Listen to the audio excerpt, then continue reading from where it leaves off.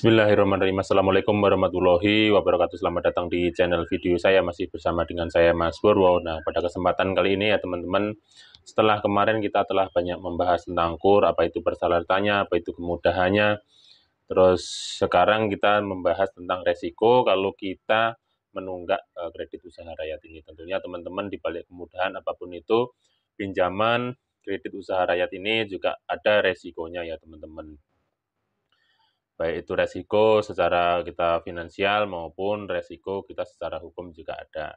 Ya teman-teman, tentunya teman-teman sudah paham semua tentang tata cara mengajukan KUR, tentang tata cara pembayarannya dan sebagainya. Nah, ini kita membahas tentang resikonya apabila kita gagal bayar atau kita tidak membayar angsuran di kredit usaha rakyat itu ya teman-teman ya. Langsung saja tanpa banyak-banyak kata kita bahas tentang resikonya. Yang pertama adalah resiko kita tidak membayar KUR itu, tentu kita akan mendapat teguran dari pihak yang penyalur KUR ya, bank apapun itu, baik Bank BRI, Bank Mandiri, dan lembaga-lembaga pembiayaan yang ditunjuk pemerintah untuk menyalurkan KUR, terus yang telah memfasilitasi kita sebagai nasabah penerima manfaat KUR tersebut ya, tentunya kita akan mendapat teguran. Nah, kemudian teguran itu ternyata ada yang tertulis, ada yang bisa melalui by phone, mereka juga mempunyai kolektor ya, mereka juga mempunyai yang bagian penagihan seperti itu ya teman-teman, lembaga pembiayaan apapun itu. Kemudian yang kedua tentunya kalau kita sudah menunggak lama, terus sengaja mengulur-ulur atau kondisi apapun itu, kita ternyata tidak bisa membayar jangka waktu 3 bulan dan sebagainya, tentu skor kredit kita akan menurun juga ya teman-teman. Terus nama buruknya itu atau pahitnya kita juga di blacklist dari OJK. Nah, akibat kita di blacklist dari SLI OJK ini, kita teman-teman tidak bisa lagi mengajukan pembiayaan kredit ke lembaga pembiayaan manapun.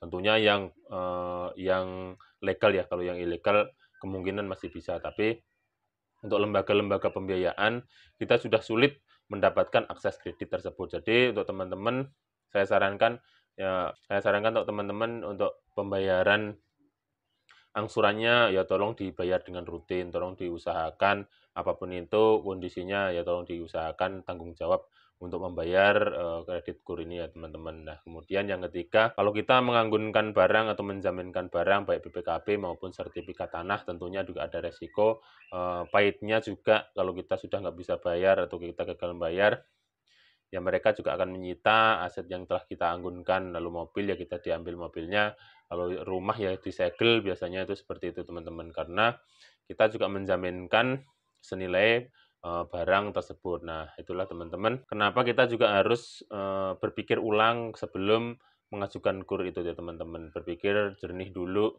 kalau mau menganggunkan barang atau menjaminkan barang, analisa dulu untuk kedepannya ini teman-teman kira-kira bisa membayar angsurannya atau tidak, atau kira-kira di tengah jalan berhenti atau tidak.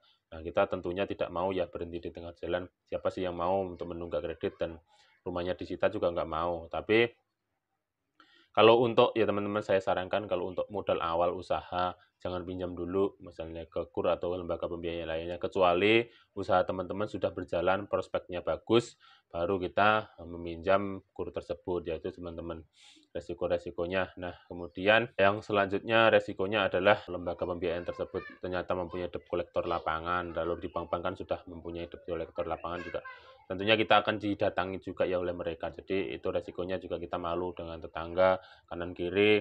Kalau kita ada sangkutan utang dan sebagainya itu tentunya teman-teman juga harus berpikir ulang juga sebelum mengajukan KUR. Di balik kemudahan KUR itu fleksibel cicilannya dan di balik semua kemudahannya tentunya juga mengandung resiko juga ya teman-teman. Kalau teman-teman misalkan ya ini saya juga sarankan misalkan memang angsurannya telat atau terlambat seperti itu, hubungi pihak bank ya. Tunjukkan itikat baik untuk membayar utang tersebut. Nanti bisa dibicarakan di bank skema apa, seperti apa. Misalkan Anda memilih keringanan atau mengajukan solusi seperti apa untuk dari pihak banknya daripada kita diem-diem tidak ternyata kita menunggak angsuran kan tidak baik ya teman-teman ya. Harusnya kita kalau misalkan sudah memang tidak bisa membayar angsuran dan tidak bisa angsuran sudah tidak jalan lagi stuck di jalan misalkan begitu ya teman-teman datang ke banknya, tunjukkan itikat baik bahwa mau membayar angsurannya. Tapi dengan kondisi ekonomi yang seperti ini, misalkan ceritakan teman-teman kondisinya, minta keringanan atau minta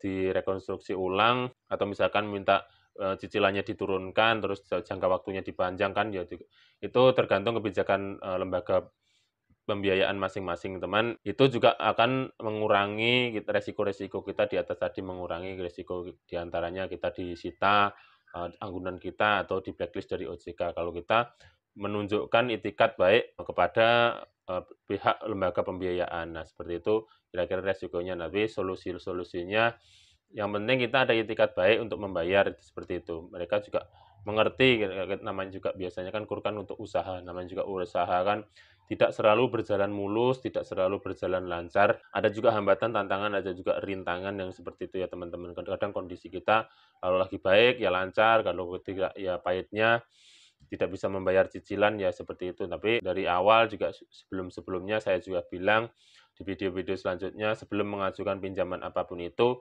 pastikan ke depannya angsuran cicilan itu setidaknya tidak lebih besar daripada pengeluaran kita, ya seperti itu teman-teman. Nah, kalau pengeluaran kita lebih besar dari pemasukan, ya sudah barang tentu kita resiko besar terkena kredit macet tersebut ya teman-teman. Ya, itulah beberapa tambahan atau beberapa informasi mengenai resiko-resiko yang harus kita tanggung apabila kita menunggak kredit usaha rakyat itu ya teman-teman. Nah, resiko selanjutnya ya teman-teman, kalau kita menunggak atau nama kita sudah di blacklist dari KUR, kita juga tidak bisa mengajukan KUR di lembaga pembiayaan lain, baik itu lembaga bank konvensional maupun kan yang ditunjuk untuk menyalurkan itu kan menyalurkan KUR kan banyak sekali, ada 47 kalau tidak salah lembaga pembiayaan. Nah, kita kalau sudah jelek nama kita di lembaga pembiayaan satu, tentunya mereka kan mempunyai akses ke BI checking ya.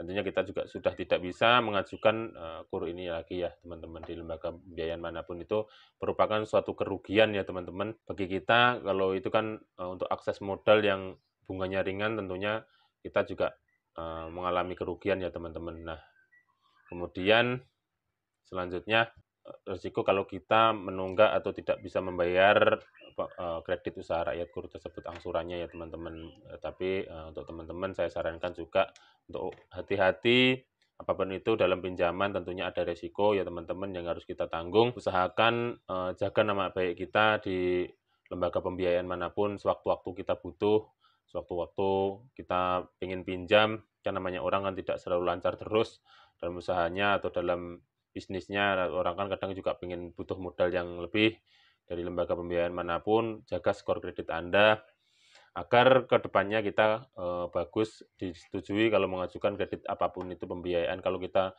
namanya bagus di BI checking kita, ya insya Allah di lembaga manapun tidak sulit untuk meminjam tambahan modal atau apapun. Malah kita seringkali ditawari oleh lembaga-lembaga pembiayaan tersebut untuk sekedar menambah modal usaha dan sebagainya. Itu teman-teman pertahankan itu ya teman-teman. Tentunya kalau dalam kondisi yang tertentu kan orang kan tidak sama ya.